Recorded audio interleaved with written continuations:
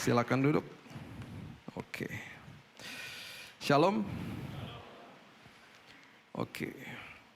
Kita akan membahas sebuah prinsip yang sangat penting dalam kehidupan kita sehingga kita mengerti bahwa kalau saya ikut Tuhan itu saya harus paham isi hati Tuhan sebenarnya. Ya, isi hati Tuhan. Isi hati Tuhan itu seperti apa, kemudian supaya saya mengerti, supaya saya menjadi orang Kristen yang tidak agamawi, tapi mengerti bahwa hubungan saya dengan Yesus yang menyelamatkan hidup saya. Oke. Nah, ada sebuah prinsip di dalam firman Tuhan yang memberikan pengertian kepada kita bahwa Tuhan itu sama manusia dipisahkan. Dan betul, pada saat perjanjian lama, Tuhan itu dipisahkan daripada manusia. Dan ada sebuah kata yang menyatakan hal ini, dan ada sebuah elemen sebenarnya yang memisahkan antara manusia dengan Tuhan. Dan ini terus dipertajam akhirnya masuk ke dalam perjanjian baru dan sampai hari ini. Nah, kata ini adalah kata tabir. Ya, tabir.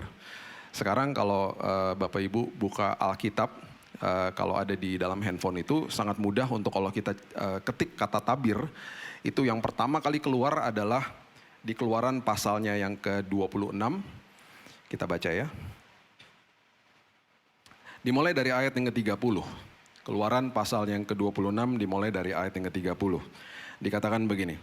Kemudian haruslah kau dirikan kemah suci sesuai dengan rancangan yang telah ditunjukkan kepadamu di atas gunung itu. Ya. Ada kata harus. Ya, kita terusin lagi. Ayat 31.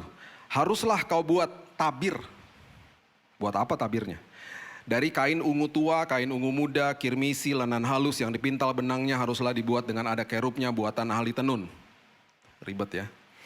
Penjelimet itu. Ayat 32, keluar lagi kata ini. Haruslah engkau menggantungkannya pada 4 tiang dari kayu penaga yang disalut dengan emas, dengan ada kaitannya dari emas berdasarkan 4 alas perak.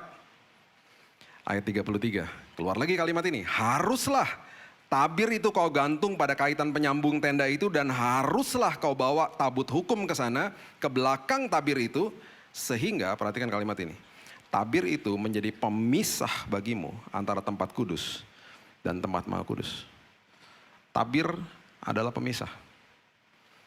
Dan saat itu kenapa ada hal seperti ini? Karena ini adalah pembangunan pertama daripada sebuah tempat ibadah. Namanya kemah suci, atau yang kita kenal dengan tabernakel Musa. Kemudian ada bait Allah 1, bait Allah 2. Sampai hari ini ada gedung ini. Tadi kita sudah lihat groundbreaking. Itu gedungnya.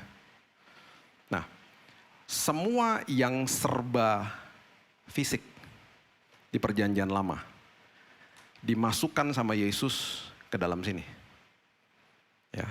Jadi saya mau memberikan pengertian ini supaya kita merdeka dan kita menikmati perjalanan sama Yesus. Oke. Perhatikan, ikuti perlahan-lahan. Di saat itu harus ada mediator buat orang yang datang ke hadapan Tuhan dan membuat mediasi mendamaikan Tuhan dengan manusia. Karena saat itu manusia dipisahkan dari Tuhan. Belum ada kehadiran Yesus. Itu sebabnya imam besar Harun, dia harus masuk ke dalam ruang maha kudus, melewati tabir itu tadi.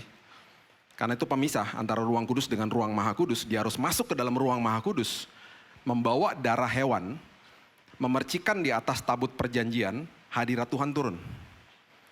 Dengan permohonan Tuhan, berdamailah, ampunilah dosa anak-anakmu. Mediatornya yaitu imam besar Harun.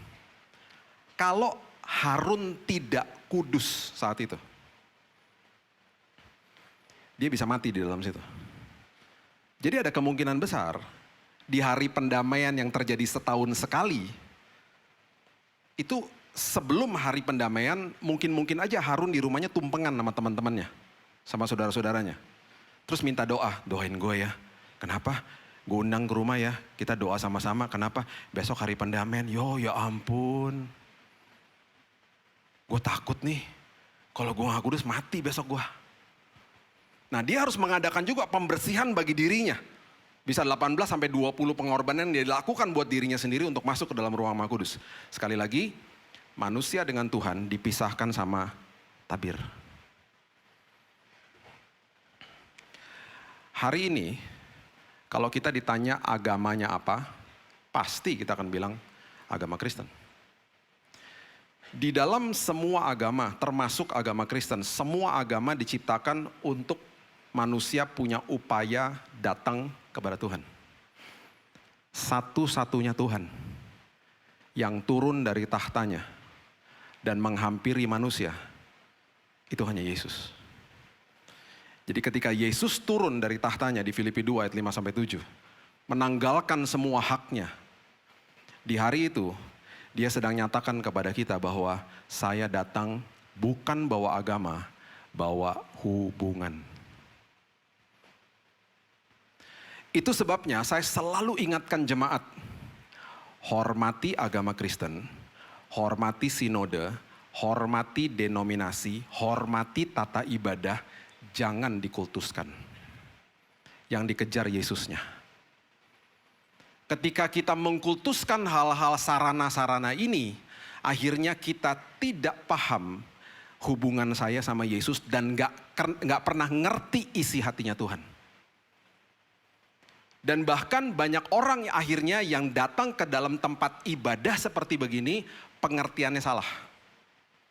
Di Matius 12, tiba-tiba Yesus bilang begini sama murid-muridnya. Sebentar lagi ada yang melebihi bait Allah. Mereka bingung, melebihi bait Allah. Bait Allah kedua sedang berdiri saat itu, didirikan nama Zerubabel, direnovasi sama Herodes, megahnya luar biasa. Mereka berpikir sebentar lagi akan ada gedung yang lebih besar daripada itu.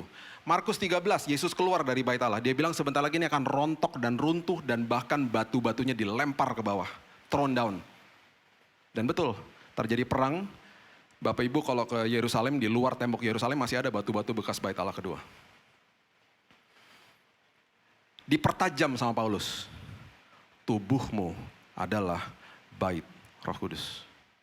Itu sebabnya hari ini pemahaman kita harus mengerti dulu dasarnya supaya kita ngerti hubungan kita sama Tuhan. Gereja itu adalah saudara dan saya. Ini gedung gerejanya. Sebentar lagi saudara akan punya gedung gereja yang luar biasa di PIK. Semuanya menjadi percuma kalau kita tidak mengerti fungsi saya sebagai gereja. Makanya di Maret 2020, di zaman COVID, ketika orang mengatakan gereja ditutup, saya katakan begini, bukan gerejanya ditutup, gedungnya ditutup. Gereja gak bisa ditutup. Karena gerejanya saudara dan saya. Karena kita adalah gerejanya, itu sebabnya nanti ketika doa berkat disampaikan di tempat ini, kita meninggalkan tempat ini, ibadah jalan terus. Ibadah gak bisa stop. Orang yang tidak mengerti prinsip ini, akan selalu bilang sama temannya, lu udah ibadah? Udah. Gue baru selesai ibadah. Ibadah gak bisa stop. Sebentar saudara masuk ke Central Park, ke bawah, ke mall. Karena saya gerejanya, ketika mall dibuka, saya masuk menginjakan kaki di mall, tempat itu berubah jadi tempat ibadah dengan format yang berbeda-beda. Ketika dibukain pintu sama satpam, kita bilang apa? Karena saya masih ibadah terus kok, ibadah gak pernah stop, karena saya kan gerejanya. Makasih ya mas. Berapa banyak di antara kita yang bilang terima kasih sama satpam yang bukain pintu? Oh saya percaya semuanya pasti iya, tapi banyak yang enggak ya. Berapa banyak di antara kita yang keluar dari toilet dan ada mas yang nungguin di situ, dia ngangguk-ngangguk itu karena memang udah di-trainnya begitu. Nggak ada yang pernah negor dia. Terima kasih ya mas, toiletnya bersih banget. Itu ibadah. Salah satunya ngapain? Ngantre. Orang Indonesia paling nggak bisa ngantre. Saya amen duluan, amen. Apalagi kalau lift kebuka, aduh ampun deh gubrak-gubrakan depan lift. Kayak ketakutan ketinggalan lift, tau nggak? Harusnya kan yang dari dalam keluar dulu, ya nggak? Sampai-sampai ya, kalau saya tiap bulan pastilah ada perjalanan gitu ya. Mau boarding aja, itu sampai gubrak-gubrakan di depan tempat boarding. Sampai satu hari saya bilang gini, Pak, mohon maaf Pak, karena dia udah nyenggol-nyenggol saya terus kan. Saya, aduh nih orang nih kenapa sih gitu. Pak, itu yang ada di tempat boarding Bapak tuh tulisan, itu artinya tempat duduk. Bapak saya jamin gak akan berdiri Pak. Dia kayak ketakutan, kayak nanti masuk pesawat gue berdiri gak dapat kursi gitu loh. Ini bukan bus kota, Bapak pasti nanti duduk Pak, tenang aja Pak. Iya ya Pak, ya udahlah Pak, sini ngantri Pak sama saya Pak gitu. Istri saya galak loh, sama kayak gitu-gituan. Satu hari ada orang di Indomaret, tiba-tiba nyelak aja begitu. Gak ada yang berani tegur, oh ditegur sama dia. Mas, ngantri dong. Ya ampun Bu, cuma 1 botol doang. Ya hargain dong yang lain, antri dong. Wow, orang Indomaretnya juga marah kasirnya. Ngantri Mas. Semua yang lagi ngantri marah juga, Mas ngantri. Gara-gara istri saya. Waktu dia pulang ke rumah dia kasih tahu, aku tadi negor si bapak-bapak tuh di Indomaret. Masa nyelak-nyelak aja. Saya bilang gini, kamu berani banget sih? Ya nggak apa-apa lah, kalau ada apa-apa kan aku tinggal panggil kamu tinggal datang beres. Emangnya gue preman apa? Kan Indomaret dekat rumah, dalam 5 menit kamu hadir, kamu berdiri di pintu, orang pada takut. Serem ya aku ya. Ibadah nggak boleh stop. Karena kita gerejanya. Tabir tuh pemisah, betul. Sekarang perhatikan ini. Kalau kita klik tabir lagi. Ini keuntungannya ya, keuntungannya punya HP ada Alkitab itu sekarang bisa ditulis-tulis gitu. Saya mulai pelayanan mimbar tuh dari tahun 1998. Dulu tuh masih bunyi satu gereja nih ya kalau buka. Mari kita buka bunyi gini, kesekannya buku semua. Dan gak ada saingannya. Kalau sekarang kan kita buka HP kan ada saingannya. Pas kita buka ayat tiba-tiba, ih siapa yang WhatsApp nih? Nah, ada saingannya, ada notifikasi. Apalagi kalau udah kaum ibu. Saya paling udah sering ya kalau ibadah kaum ibu. Karena ibu-ibu itu suka gak tahu cara matiin HP. Udah berkali-kali tau gak ya. Tapi saya udah biasa, jadi saya gak apa-apa sih. Satu hari nih, ya ibu-ibu tiba-tiba HP-nya nyala di tasnya. Dia bingung dong matiin lagi tengah-tengah khotbah nih. Dia gini, sampai dia kagok HP-nya mental ke belakang. Karena kepala ibu di belakang saya udah gak tahu deh tuh. Pernah sekali lagi duduk di depan ya. Bukan di sini, bukan. Pokoknya duduk di depan dia. Dia mau matiin HP gak bisa, ada 5 temennya deketin dia, mau silent aja gak ngerti. Orang multimedia lari dari belakang. Wah gini loh tante, tek mati langsung. Ada sekali lagi, duduk di depan juga, tengah-tengah khotbah juga. HP ibu-ibu tuh kan keras banget ringtone-nya ya. Di dalam tas aja keras banget, betul ya? Pas dia keluarin dari dalam tas makin makin keras kan ya. Diangkat loh sama dia. Orang Manado, sama saya. Iyo Jo. Ya ini Pak Billy lagi khotbah, tunggu dulu, ngana telepon nanti aja. Udah ganggu aja gitu. Tengah-tengah khotbah loh. Sampai saya bilang, Bu kalau ada yang nanyain saya bilang saya lagi sibuk, lagi khotbah. Udah nanti saja Jo, iya telepon nanti aja, udah taruh. Iya terusin Pak Pendeta, terusin. Emang ibu-ibu tuh luar biasa ya. Saya suka tersenyum melihat mereka. Oke, kata tabir yang pertama keluar di perjanjian baru. Coba lihat. Matius pasal yang ke-27, ayat 50 dan 51. Matius 27, ayat 50 dan 51.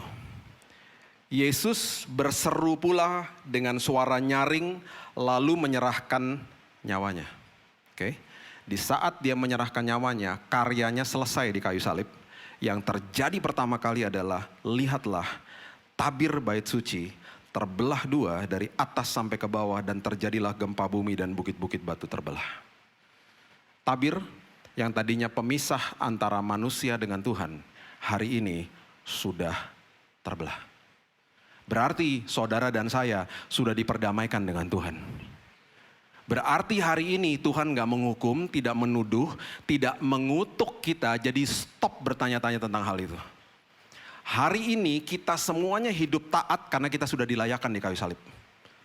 Ketika kita terima Yesus sebagai juru selamat, itu proses namanya justification. Kita dibenarkan, kita dilayakkan sama Yesus. Hari ini saya hidup taat karena saya sudah menerima yang terbaik dari Tuhan.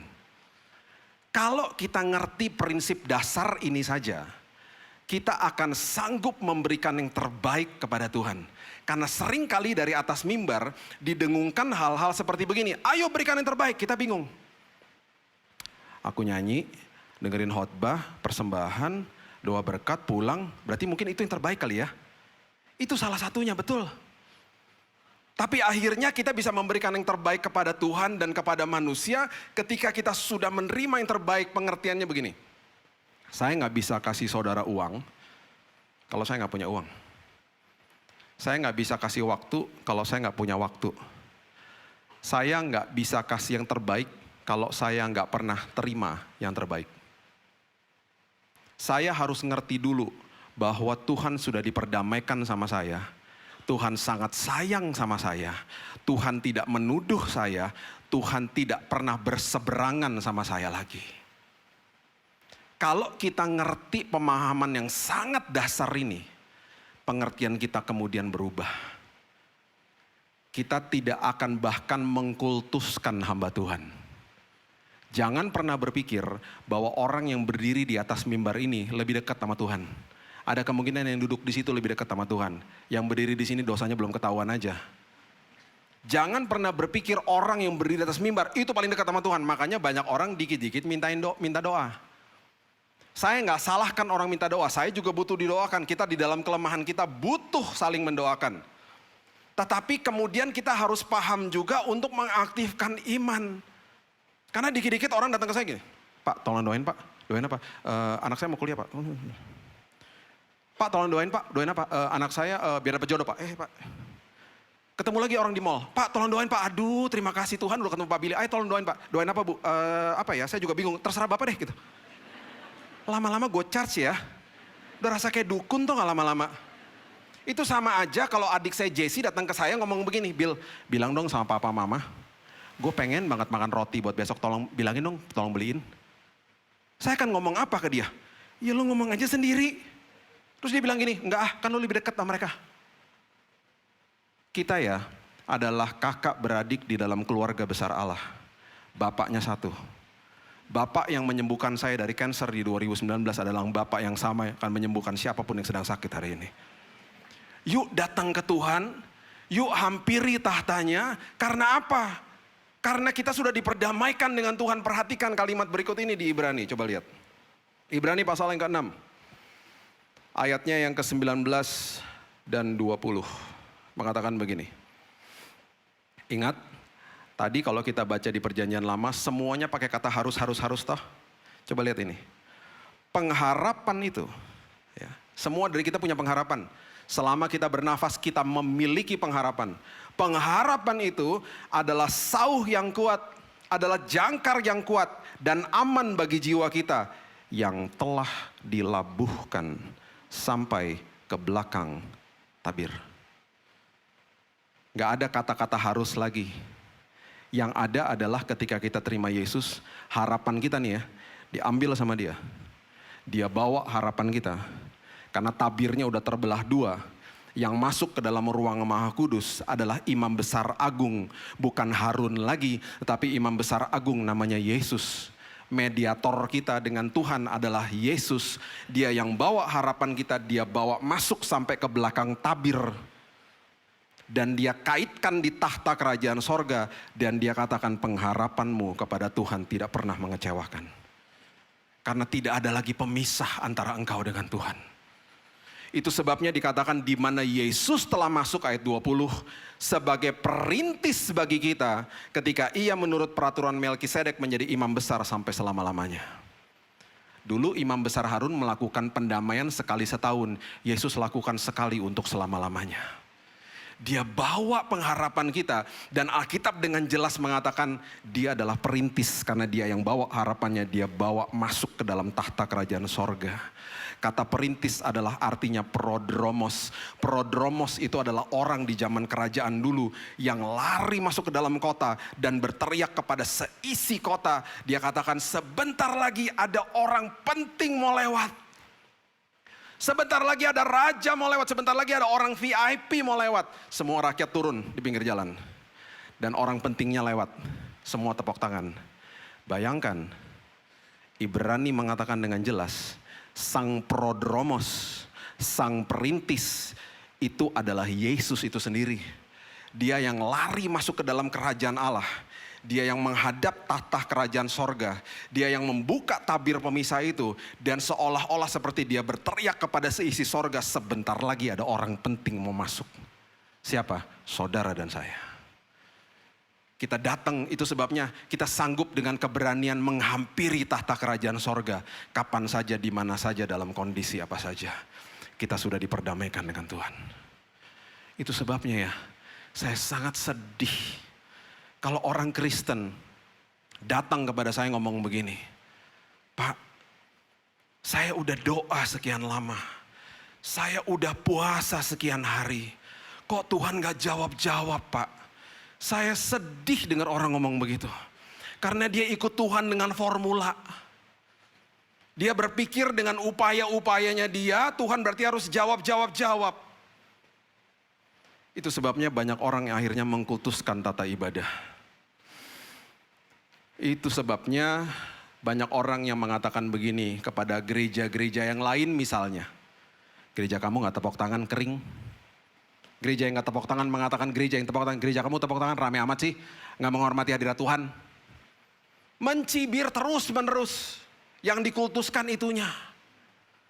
Saya sudah 25 tahun pelayanan mimbar. Saya sudah melihat banyak blunder yang terjadi di atas ini. Karena manusia pasti ada kekurangannya. Salah satu contohnya. Seorang hamba Tuhan, gembala sidang. Setelah saya berdoa, dia naik ke atas mimbar. Dia berdoa, Tuhan terima kasih. Ini di luar kota ya. Tuhan sudah kirim Pak Billy jauh-jauh ke sini. Tuhan, aku berdoa. Berkati istri-istri dan anaknya. Terus dia diem. Maksud saya Tuhan, istri dan anak-anaknya. Ketemu sama saya suka bercanda. Habis selesai, emangnya gue Salomo istri banyak. Yang paling kasihan WL. Kasihan banget. Di awal ibadah. Tuhan, hari ini kami gak mau malu-malu Tuhan datang ke hadirat-Mu. Itu sebabnya Tuhan angkat kemaluan kami Tuhan. Maksudnya benar, ngucapnya salah. Terus dia diem kan, orang-orang juga nahan ketawa. Tiba-tiba ada yang berteriak di belakang, jangan Tuhan aku belum nikah Tuhan, aduh udahlah. Makin hancur udah, dia gak bisa pimpin ibadah dengan benar akhirnya. Jadi yang namanya blunder yang terjadi di atas ini udah banyak. Itu sebabnya yang kita patut kejar adalah Yesusnya. Jangan kultuskan hamba Tuhan loh. Saya ini bukan mediator. Saya Pak Yosia ini hanya penyampai kabar keselamatan bagi kita. Jangan dikultuskan. Aktifkan imanmu. Ya beberapa tahun yang silam, seperti biasa lah orang-orang sakit datang minta-minta didoakan gitu ya. 7 orang sakit saya doakan dalam 1 tahun, semuanya meninggal, ayo. Tadi abis ibadah aku minta dia, Pastor Billy doain, enggak jadi gitu. Takut metong ntar. Sampai-sampai saya dapat telepon. Pak Pendeta Billy ya, iya kenapa? Gini Pak, kami dengar Pak, bahwa Bapak ini kalau doain orang cepat ketemu Yesus. Jadi Pak, kami mau ngundang Bapak ke rumah Pak. Buat apa ya? Gini Pak, orang tua kami udah sakit parah Pak. Kata rumah sakit udah gak ada harapan. Jadi kami mau ngundang Bapak datang ke rumah untuk doain. Doain maksudnya doain apa? Bahasanya rohani banget. Supaya yang terbaik terjadi. Supaya papa meninggal maksudnya. Mana sih? Karena saya waktu itu masih banyak waktu, terus kenal-kenal juga gitu ya. Jadi saya bilang sama istri saya, yuk datang yuk gitu. Di dalam perjalanan kan saya ngomong sama istri saya. Lucu ya, biasanya hamba Tuhan dipanggil untuk doa kesembuhan. Ini doa kematian. Mana sih? Sampai ke sana ya kita berdoa lah. Lagi tengah-tengah doa si omnya bilang gini sama saya yang sedang sakit. Bill, tadi om lihat yang datang bukan kamu sama istri kamu aja, lebih dari 2. Saya seneng dong, malaikat Tuhan beserta sama saya. Si om dibukain gitu ya mata rohaninya ya. Keluarganya beda nangkepnya. Malaikat penjemput. Ampun deh. Setelah berdoa, kita pulang, seminggu setelah itu saya dapat telepon. Pak, mujizat terjadi Pak. Duh, kaget saya. Apaan? Papa sembuh total. Seperti dapat organ baru, bisa jalan-jalan ke mall dan lain. Wih, saya senang banget dong. Saya langsung kasih tahu istri, sayang itu si om sembuh loh. Istri saya tahu ngomong apa? Luar biasa ya, pasien pertama sembuh. Yang lainnya meninggal semua. Jangan mengkultuskan hamba Tuhan. Amin. Kejar Yesusnya. Orang kalau nggak kejar Yesus, akhirnya terpesona sama berkat sama mujizat doang. Ingat ada 10 orang kusta di Lukas 17, yang balik berapa? Cuman satu. Cuman satu yang balik terpesona sama Yesusnya. Terus Yesus tanya apa? Yang 9 mana? Itu luar biasa loh ayat itu. Terus dia bilang, ya udah kabur lah pergi. Terpesona sama kesembuhannya, sembuh kabur. Tahu gak Yesus bilang apa sama dia? Kenapa dia tanya yang 9 mana? Karena kesembuhannya belum tuntas Bapak Ibu. Terus dia bilang begini, your faith has made you whole. Imanmu telah menyelamatkanmu, itu artinya bahasa aslinya, kesembuhanmu sempurna. Rupanya yang 9 sembuh, bekas kustanya masih ada. Yang satu karena terpesona sama Yesus, ketika dia bilang terima kasih dan terpesona sama sumber daripada kesembuhannya, bekas kustanya hilang.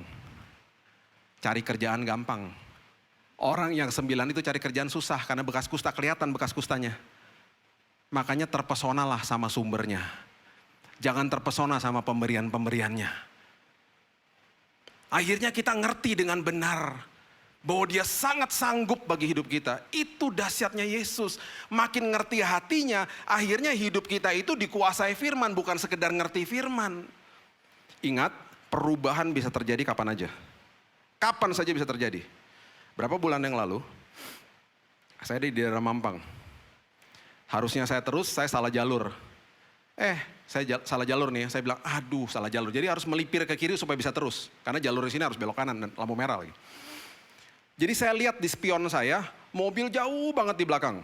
Jadi saya pelan-pelan belok kiri. Ya. Masuk ke jalur kiri. Lagi pelan-pelan masuk jalur kiri karena memang kelihatannya aman. Tiba-tiba di samping kiri saya ditabrak motor sekeras-kerasnya. Di kaca spion gak ada loh tadi dia.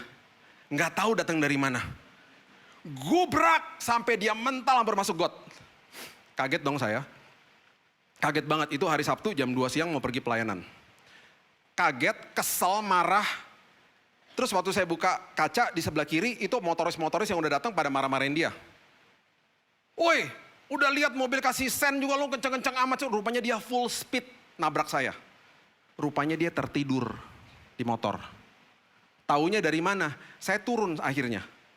Dan saya punya pilihan 2. Bisa marah-marah sama dia dan plus saya udah tahu dia yang salah. Atau saya bisa minta pimpinan Roh Kudus. Tuhan, kuasai hidupku Tuhan. Kuasai emosiku. Aku gak mau dipimpin sama emosi. Apalagi pas lihat mobilnya penyok, makin emosi. Terus saya jalan ke dia. Waktu saya jalan ke dia, saya lihat tangannya udah bengkak. Lagi berlutut di samping motornya. Dikelilingin orang banyak. Saya bilang, Roh Kudus pimpin saya. Tiba-tiba saya juga berlutut di sampingnya dia.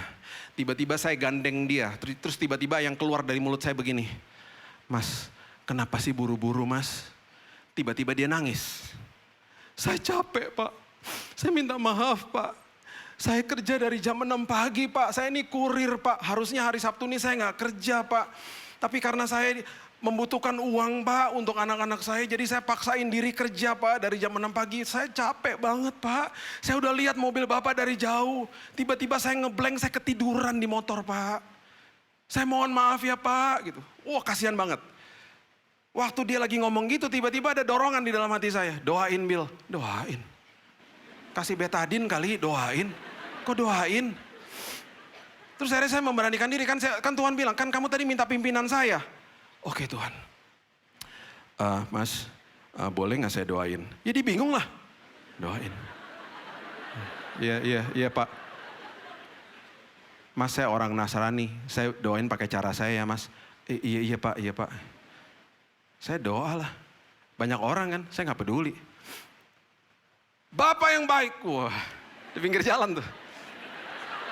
Kuasai hidupnya dia. Hibur dengan damai sejahtera-Mu Tuhan. Tiba-tiba saya rasa hadirat Tuhan, tiba-tiba kan saya lagi melukin dia kan, jadi tiba-tiba dia nangis. Cekukukan. Terjadi kebangunan rohani pinggir jalan. Saya berdoa, tiba-tiba ada suara lagi berikutnya. Habis selesai doa Bil, kasih dia uang. Enak aja. Mobil gue penyok, kok dikasih duit? Gimana sih Tuhan? Kasih uang Bil. Habis selesai doa, saya ambil uang dari mobil. Dengan berat hati. Orang dia yang salah, Saya kasih sama dia. Mas, ini dari Tuhan buat mas. Jangan Pak, udah saya yang salah kok, Bapak udah berbaik hati, gak usah Pak, gak usah. Udah terima aja. Nanti mas buat anak mas aja ya. Mas, tahu nggak Tuhan sayang banget sama mas. Tuhan sangat sayang sama mas. Buktinya mas, mas lagi dalam keadaan yang gundah, yang gak enak hatinya, dipertemukan sama saya, yang bisa doain mas hari ini. Teduhkan, didoain, iya ya Pak, hati saya jadi ada damai loh Pak, ngomong gitu. Udah gitu ada yang ngasih duit lagi mas, ya ayo. Iya kan? Iya ya Pak, Tuhan baik kan? Iya Tuhan baik. Ya udah ya mas, saya pergi. Waktu saya pergi, hati saya bahagia. Karena firman Tuhan bilang apa? Kalau engkau berbuat baik dan orang itu gak bisa balas, hatimu dibuat berbahagia. Saya berbahagia. Waktu saya pulang, saya kasih tahu istri saya, sayang mobil penyok. Terus dia bilangin, kok kamu senyum-senyum aja? Gak apa-apa, itu barang fana. Yang tadi saya ketemu itu adalah jiwa yang sangat berharga di mata Tuhan. Terus saya bilang gini sama istri saya, kamu tahu gak tadi sebelum saya tinggalin dia, saya kasih dia pesan-pesan sponsor. Apaan? Kamu ngomong apa sama dia? Mas, buka HP mas, buka. Tulis di note. Apaan? Tulis Billy Lantang. Billy Lantang. Siapa tuh Pak? Itu saya. Nah gini mas, gini. Mas punya YouTube gak? Punya Pak. Nah nanti mas buka YouTube di rumah, tulis nama saya. Ntar keluar tuh video-video. Oh Bapak pendeta. Bu, gak penting mau pendeta gak penting. Mas nonton aja khotbah-khotbah saya. Nanti pasti makin teduh hatinya. Oh iya ya Pak, makasih ya Pak. Saya percaya satu hari nanti rumahnya dia deketan sama saya di sorga. Amin.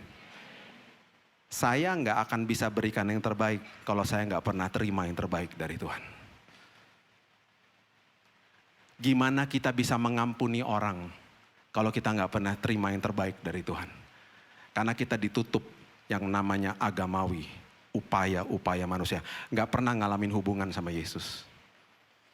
Itu sebabnya ketika kita ngalamin yang terbaik, Alkitab mengatakan apa? Saling mengasihi sama seperti aku mengasihimu. Bukan sama seperti orang itu ngasihin saya, bukan. Sama seperti Kristus mengasihi saya. Saya akan tutup dengan ini ya. Saya boleh minta satu volunteer pria, boleh maju ke atas sebentar aja. Gak disuruh ngomong. Boleh? Oke. Coba sembari kita menunggu, coba lihat Matius 11 ayat 28. Boleh kasih tahu namanya Pak? Riki. Pak Riki ya, oke. Pak Riki coba berdiri di sebelah kanan saya. Coba buka Matius 11 ayat 28 sampai 30 ayat terakhir kita. Ayat favorit jemaat. Ayat apa? Ayat terakhir. Kecuali di NDC, di gereja-gereja lain ayat terakhir semua senang, wih bentar lagi pulang. Di NDC mukanya lapar firman semua, ya ayat terakhir gitu, beda. Matius 11 ayat 28, ini gara-gara ada 613 peraturan, oke? Marilah kepadaku semua yang letih lesu, ya bukan hanya 10 hukum Taurat loh, 613. Dan berbeban berat aku akan memberikan kelegaan kepadamu, janji Tuhan toh. Ayat berikutnya coba lihat. Pikulah kuk yang kupasang, kenapa pakai kuk? Kuk adalah sesuatu gambaran karena waktu saat itu orang bergerak di dalam bidang agraria. Kuk itu dipasang di atas dua lembu, bentuknya kayak salib sebenarnya. Dan kalau lembunya ke kanan, petaninya mau ke kiri, diapain? Ditarik kuknya. Dicemeti lagi. Perhatikan kalimat ini. Pikulah kuk yang kupasang dan belajarlah, learn from me. Karena aku lemah lembut, ya kan? Rendah hati, jiwamu akan mendapat ketenangan. Berikutnya ayat terakhir. Sebab kuk yang kupasang itu enak dan bebanku ringan. Yesus lagi kasih tahu sebuah relationship. Gini, anggaplah saya Tuhan Yesus ya. Ini kuknya nih ya. Ini Brother Riki adalah pribadi kita semuanya ya. Oke, kita lagi jalan sama-sama. Tuhan gak pernah ninggalin kita, kita berjalan sama-sama. Satu hari Brother Riki ini ke kanan, menyimpang ke kanan. Jalan ke kanan. Yang Tuhan katakan apa sama dia? Rick, jangan ke kanan Rick. Riki terus jalan, dia terus jalan. Enggak, jangan Rick. Terus abis itu karena dia gak mau nurut sama suara Tuhan, apakah Tuhan begini? Ya udah sana Ki, sana. Dia tidak pernah ninggalin kita loh. Dia akan ikutin kita. Dan sampai kepada titik di mana akhirnya kita jatuh dalam dosa. Jatuh dalam dosa berarti bukan hidup dalam dosa. Jatuh dalam dosa yang Tuhan langsung kasih tahu, Roh Kudus kasih tahu di dalam hati kita adalah, nak, yang kamu baru lakukan itu salah nak. Yang iblis akan lakukan, dia akan serang kita, dia akan katakan begini, pecundang kamu, pendosa kamu, kamu orang yang sama sekali tidak tahu diri, tidak layak kamu di hadapan Tuhan. Kita rasa bersalah langsung. Oke, yang Tuhan katakan bukan begitu. Kalau besok, bulan depan, tahun depan kita masih punya suara yang menuduh kita tentang dosa kita yang kita buat di saat itu bukan suara Tuhan. Kenapa Tuhan gak tarik Ricky untuk balik kepada dia? Firman Tuhan katakan begini, ketika dia sampai ke depan rumah kedua murid di perjalanan ke Emmaus, Yesus berbuat seolah-olah ingin meneruskan perjalanan. Dia tidak pernah paksa kita. Berbuat seolah-olah ingin meneruskan perjalanan itu berarti dia gak mau paksa masuk, berarti dalam hatinya gini, undang dong aku masuk. Ketika dia berjalan lagi bersama-sama, dan tiba-tiba Brother Ricky satu saat bilang, capek Tuhan, aku gak mau Tuhan jalan lagi, aku mau stop di sini. Tuhan lakukan apa? Ya udah sana lagi, gue jalan sendiri. Enggak. Dengan kuk yang dipasang, dia akan tungguin, dia akan bilang gini, it's okay nak, di dalam kelemahanmu, kekuatanku menjadi nyata dalam hidupmu. Gak apa-apa nak, aku sayang sama kamu nak, sampai kapanpun kamu anak saya nak. Itu arti kuk yang dipasang. Dia gak pernah paksa kita dan tidak pernah sedetik pun dia tinggalkan kita. Itu Tuhan kita. Terima kasih Brother Ricky. Saya tutup sama ini. Waktu saya udah habis, saya tutup sama ini ya, cepat aja. Anak saya namanya Keaton, saya bilang sama dia, nak hati-hati jangan buka pintu mobil sembarangan. Karena di Jakarta ini ada, di Jabodetabek ada 18 juta motor. Motor di Jakarta belok dulu baru lihat. Jadi saya bilang hati-hati kalau buka pintu mobil. Satu hari, teman saya nginep di rumah, dan saya bilang sama dia, bro, besok gue ada pelayanan. Dia bilang gini, besok gue anterin anak lo sekolah. Oke. Habis diantar ke sekolah, siang hari, teman saya bilang sama saya, Bill, mobil lo penyok. Kenapa? Karena tadi pagi waktu dia buka pintu mobil, dia nggak lihat-lihat ketabrak motor. Di malam hari saya punya pilihan, marah-marah sama dia, kenapa udah dibilangin nggak lihat-lihat, penyok tuh mobilnya. Di malam hari waktu pintu dibuka, saya bilang gini sama dia, Keaton, Daddy dengar kamu ditabrak motor tadi pagi ya? Iya Dad, terus dia nangis.